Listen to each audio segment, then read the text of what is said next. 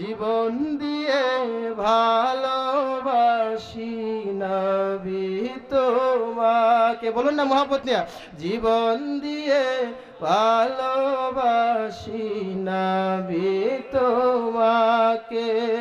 নাও গো দয়াল নবী রোজা পাকে, জীবন দিয়ে ভালোবাসি নবী তোমাকে। ইয়া রাসূলুল্লাহ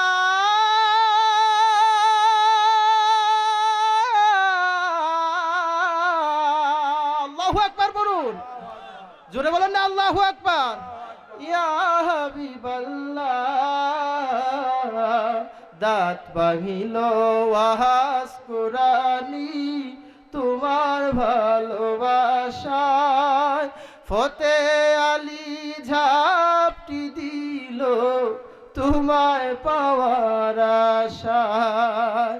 দাঁত ভাঙিল ওয়াজ কুরানি তোমার ভালোবাসায়, ফতে আলী ঝাপটি দিল তোমায় পাওয়ার আশায়। ওই নুরানি বদন খানি দেখাও না আমাকে, জীবন দিয়ে ভালোবাসি নবী তোমাকে। সবাই জীবন দিয়ে ভালোবাসি নবী তোমাকে। আল্লাহর বলি এবার ডাক মারছে নবীকে, নবীরে ডাক মারছে, ডাক দিয়া কো নবী গো, ও মার নবীজি তুমি তো রওজা শরীফে শুয়ে শুয়ে আমার এই কাণ্ডটা দেখতেছে গো নবী। আল্লাহর কাছে ডাক মারছে, আল্লাহ তোমার কাছে বিচার দিলাম, তুমি এটা দেখে নেবা। ইয়াহুদি বলে এখন পর্যন্ত সময় আছে, তুই কালিমা ছেড়ে দে। আল্লাহর বলি বলে না না, এই কালিমা আমি কোনোদিন ছাড়তে পারবো না।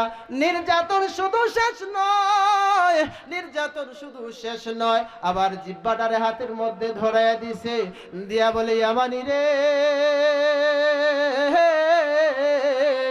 ও ইয়ামানি তুই তোর জিহ্বা নিয়া ওই মোহাম্মদ রে কিয়া বল ভালো করে দেওয়ার জন্য। নাউজুবিল্লাহ বলুন, জোরে বলুন না নাউজুবিল্লাহ। তুই তোর মুহাম্মদকে তোর নবীকে গিয়া বল ওই জিহ্বাটা যেন ভালো করে দেয়। আল্লাহর ওলি রক্ত মাখা অবস্থায় মুখ থেকে ধরে সমস্ত শরীর রক্ত হয়ে ভরে গেছে, জিহ্বাটা হাতের মধ্যে নিয়া, কাটা জিহ্বাটা হাতের মধ্যে নিয়া রওজা শরীফে চলে গেছে। গিয়া বলে নবী গো, আজকে তোমাকে ভালোবেসে, তোমার দুরূদ পড়ে তোমাকে ভালোবেসে আজকে আমি এরকম অবস্থা হয়েছি গো নবী। রওজা শরীফের মাটি একবার হাতের মধ্যে নেয়, একবার মুখের মধ্যে নেয়, একবার দুই জিহ্বার মধ্যখানে দিয়ে লাগানোর চেষ্টা করে। আল্লাহর নবীকে বলে নবী গো তুমি কি দেখো না আমি কি অবস্থার মধ্যে রয়েছি। ইয়া রাসূলুল্লাহ নবী গো, ও মার নবীজি তুমি কে দেখো না। এরকম করতে করতে করতে আল্লাহর ওলি এক পর্যায়ে ঘুমিয়ে পড়েছে। ঘুমিয়ে পড়ার পরে স্বপ্ন যুগে আল্লাহর নবী আয়েশা উপস্থিত হয়ে গেছে। জুরে জুরে বলুন না সুবহানাল্লাহ, আর জুরে বলুন না সুবহানাল্লাহ। আল্লাহর নবীর কাছে আল্লাহর নবী স্বপ্ন যুগে আয়েশা উপস্থিত হয়ে গেলেন। আল্লাহর নবী বলেন ইয়ামানি রে, দুনিয়ার সমস্ত মানুষ যদি তোর বিপক্ষে চলে যায়, আমি রাসূল যদি দুনিয়ার জমিনের মধ্যে হোক আখিরাতে হোক, আমি নবী যদি তোর পক্ষে থাকি রে, তাহলে সমস্ত মানুষ তোর বিরুদ্ধে গেল কোনো লস নাই, আমি রাসূল তো তোর পক্ষে আছি। আল্লাহর নবী স্বপ্নে যুগে আয়েশা একটু যে রাসূল সাল্লাল্লাহু আলাইহি ওয়াসাল্লামের আল্লাহর নবীর লালা মুবারক জিহ্বার মধ্যে লাগায়া দিয়া আল্লাহর নবী বললেন এখান ঘুমিয়ে থাক। এই কথা বলে আল্লাহর নবী চলে গেলেন। আল্লাহর ওলি ইয়ামানি, আল্লাহর নবী আল্লাহর ওলি ইয়ামানি আবার ঘুম থেকে উঠছে। ওইটা দেখে আল্লাহর নবী যেভাবে ভালো করে দিছিলেন, আগে যে এরকম ভাবে জিহ্বা ছিল তার থেকেও বহু বহু গুণে তার জিহ্বা শক্তিশালী হয়ে গেছে। জুরে জুরে বলা যাবে কি সুবহানাল্লাহ। আপনারা কিছু বানালে আমাদের ডর করে পুলিশে ধরে নেবো গা। আপনার এই কবরস্থান, এটা কি কবরস্থান? আরে আমার এলাকার মানুষ, আপনারা যদি আমার সাথে আওয়াজ না দেন, দিবেন কার সাথে? কেউ আমার এলাকার মানুষ আপনি আওয়াজ দিতেন না? বুঝেন না, বুঝেন না, বুঝবেন কোন সময় বুঝবেন? যে সময় মরে যাবেন গা। মরতেন না? মরবেন কি মরবেন না? বুঝবেন কোন সময়? যখন মরবেন, মরার পরে তখন বুঝতে পারবেন যে কিরে, আরে যদি আমলটা করতাম, যদি মাহফিলে গিয়ে বসতাম, তাহলে হয়তো আজকে আমার এরকম অবস্থা হতো না। একটা ঘটনা মনে পড়ছে, কইতাম নেই। তুই কোন তো কুমার ল্যাব তো লাভ নাই। সাপ আর ব্যাং আর কি, সাপ আর ব্যাং আছে না? আপনারা ব্যাং ছিলেন না?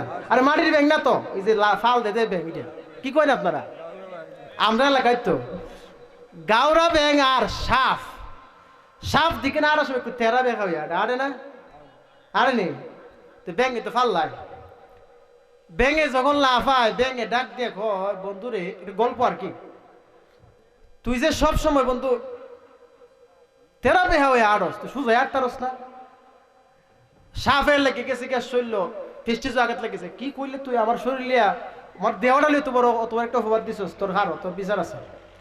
সাপে ফাট করতেছে, ঠিক না? এরকম করে না তো? ব্যাঙে ভাবছে অবস্থা তো লক্ষণ তো বালা না, মনে দৌড়বরি লক্ষণ বালা না, যদি ধরেতে কাম শেষ, আমার হারাই দিব ভিতরে একবারে নিয়ে খাইলি ভর কি। তো ব্যাঙে লাফাইতে কুয়ার ভিতরে গিয়ে পড়ছে। কুয়ার ভিতরে যখন পড়ছে, সাপে ফাট করতে কুয়ার সামনে গিয়ে ঘুরতেছে। তো লাম তো তোর পানি না, পানির তলা ধরতো না, বিষাক্ত সাপ তো। ব্যাঙে উপর থেকে কয়, দেখছি তুই কি করতারস, উপরে আলে ফাট করস, আর নিচে লামতার লাম বেড়ে লাম লাইমে দেখা মারে। তো সাপে তোর লামতারে না, কুয়ার ভিত্তি কথা নিয়েছিলাম তার। তো আগে আমরা একটা অভ্যাস দিকে ছোটবেলা ছিল, সাপ যদি মারা যাইতো তখন আমরা মাইরে এটা লম্বা করে রাখতাম, ফলে রাস্তাত নাও দূরা সাপ মারতাম না। তো ওই দিক থেকে এক রাখালে দেখছে লাড়ি উড়ি লইয়া আইতেছে, আর রাখালে দেখছে সাপে যে হানা ধরে যেতে করতেছে। ওই যে ব্যাঙ্গে যে কিছু মানুষের দেখেন আবার গালি দেওয়া লাগে না, তারা একটা কথা কইলই দেখবেন যে আরো বেশি গাইলে আপনারে রাগে গীতা, এরকম মানুষ আছে না? রাখালে দেখছে, দেখে কি করছে, আইয়া সাপ রে এমন ইচ্ছা মতো এমন বাড়ি দিছে, মাথা ফাতারে, কল্লা ফাতারে, গার ফাতারে একবারে ছুটে তারে মারলিছে। মাইরা রাখাল এটাও কি শতান টাইপের আসলো, ফুংটা টাইপের আসলো আর কি। রাস্তার মাঝে কি করছে, নিয়ে সোজা করে তো রাখছে, মানুষের ডরায় আর কি। আর ব্যাঙে নিচ থেকে দেখছি তোমার কি ক্ষমতা, লামতাম না তুমি এই বং এটা করতেছে। কতক্ষণ পরে দেখেন আওয়াজ টাওয়াজ নাই, কি রে আওয়াজ নাই, ব্যাপার কি? ব্যাঙে ভাবছে অনেক গেছে গে, মানে আর তো শেষ, আর কতক্ষণ সময় ফাটফুট করছে শেষ। উঠতে দেখে ব্যাঙার না, এ সাপ নাই। হাইটা যাইতেছে, গিয়া দেখে সাপ ওই কেন রাস্তার মধ্যে ফালাই গেল। আরে আর কি এমনিতে করে ইটা করে যখন তোদের লড়ে সরে না, সোজা হয়েছে বইছে, মরে গেছে কেমন কো বন্ধুরে, ওই কথাটা আমি কইছিলাম যে সোজা হয়ে আটতে, তুই বেহাতারা হয়ে আড়স। বন্ধু বুঝলে তো ভালো কথা, ঠিকই মরার পরে বুঝছস, ঠিক নেই? মরার পরে বুঝছস, জীবিত থাকলে বুঝলে না। তো বুঝবেন মৃত্যুর শয্যায় যখন পড়ে যাবেন, যখন আপনার অবস্থা খুবই খারাপ হয়ে যাবে, কালিমা পড়তে পারবেন না, যখন আল্লাহর কাছে ফারিয়াদ করা ছাড়া কোনো কাম থাকবে না, যখন ফেরেশতারা আমাদের কাছ থেকে চলে যাবে, আমলের ফেরেশতারা চলে যাবে, প্রত্যেকটা কাজের জন্য আল্লাহ ফেরেশতা নিযুক্ত করে রাখছেন কি রাখছেন না? জোরে বলুন, রাখছেন কি রাখছেন না? একটা ফেরেশতাও থাকবে না, আপনাকে এক ফোঁটা পানি দেওয়ার মতো ক্ষমতা থাকবে না। তখন তো বুঝতে পারবেন যে হায় রে, যুবক কালে যদি আজকে মাহফিলে যাইতাম, জওয়ান কালে যদি আজকে কোরআনের মাহফিলে বসতাম, আল্লাহর কথা শুনতাম, কোরআন পড়তাম, হাদিস পড়তাম, আল্লাহর রাসূলের সুন্নত তরিকা অনুযায়ী চলতাম, তাহলে আজকে আমার এরকম অবস্থা হতো না, ঠিক কিনা বলেন? ওই কথা মনে আছে নি? মনে আছে আপনার কথা? আমি কিন্তু কটা জিনিস, 4টা জিনিসের কথা বলছিলাম, আমি কিন্তু এখনো বলি নাই। 4টা জিনিসের কথা বলছিলাম না, জামাল, কামাল, কারাবাত, ইহসান, 4টা জিনিসের কথা বলছি। এই 2টা জিনিসের আগে বললে 2টা কথা পরে কমু, আপনারা যাইবার আগে কমু আর কি। জামাল শব্দের অর্থ সৌন্দর্য, কি কথা বলেন? জামাল শব্দের অর্থ সৌন্দর্য, কামাল শব্দের অর্থ গুণ। আমরা অনেকের গুণ আছে না, লকব আছে না। কামাল শব্দের অর্থ হচ্ছে গুণ, জামাল শব্দের অর্থ হচ্ছে সৌন্দর্য। আল্লাহর নবীকে আল্লাহ সৌন্দর্য দিছেন কি দিছেন না? জুড়ে বলুন, দিছেন কি দিছেন না? গুণ দিছেন কি দিছেন না? সবচেয়ে বড় গুণ আল্লাহর নবীর গুণ হচ্ছে কোরআন শরীফ, ঠিক কিনা বলেন? আল্লাহর নবী এক একটা আয়াত পড়ছেন, এক একটা কাফির মুসলমান হয়েছে।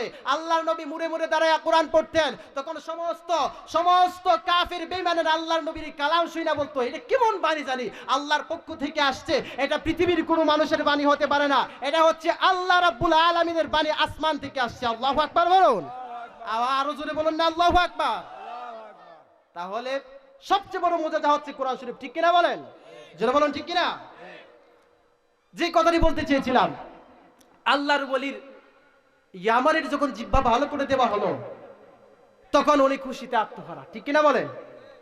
ওই দিকে যে লোকে জিহ্বা কাটছিল না, জিহ্বা যখন কাটছে, তখন তার বাড়ির থেকে বাহির হওয়ার পর থেকেই তার শরীরটা পরিবর্তন হতে লাগলো। চিন্তা করে দেখছেন, শরীরটা পরিবর্তন হয়ে গিয়েছে, শুকুরের রূপ ধারণ করেছে। প্রথম অবস্থায় অর্ধেক, তারপরে পুরাটাই হয়ে গেছে। শুকুরের রূপ যখন ধারণ করছে, তখন তার সন্তানকে ডাক দিয়ে বলে, কি রে, কি কাজ করলাম রে? আল্লাহর ওলির সাথে বিয়াদবি করেছি। আল্লাহর ওলির সাথে যারা বিয়াদবি করে, আল্লাহ বলেন তাদের ফয়সালা আমি আল্লাহ নিজে নিই। আল্লাহু আকবার বলুন, আল্লাহু আকবার জোরে করেন না, জোরে বলেন আল্লাহু আকবার। আল্লাহর ওলির সাথে বিয়াদবি করলে আল্লাহ কি ছেড়ে দেন? জোরে বলুন, আল্লাহ ছাড় দেন, ছেড়ে দেন? আল্লাহর ওলি যখন ভালো হয়ে গেলেন, ওইদিকে তার সন্তানকে বলে দিল, তুমি আল্লাহর ওলিকে যেই জায়গায় পাও নিয়ে আসবা আমার জন্য দোয়া করে। আল্লাহর ওলি পরের বছর হজ করার জন্য আসছেন।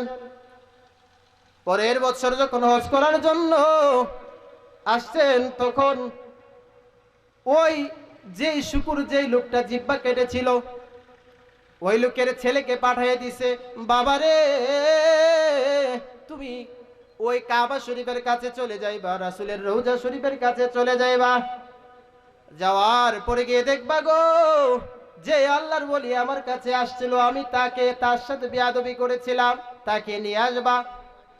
ওই লোকটাকে হাতের জিনজিল দিয়া তারকে পালার সাথে বেঁধে দিয়েছে। বেঁধে দেওয়ার পরে ওই তার ছেলেকে পাঠিয়ে দিছে, পরের বছর আবার হজ করতে আসছে।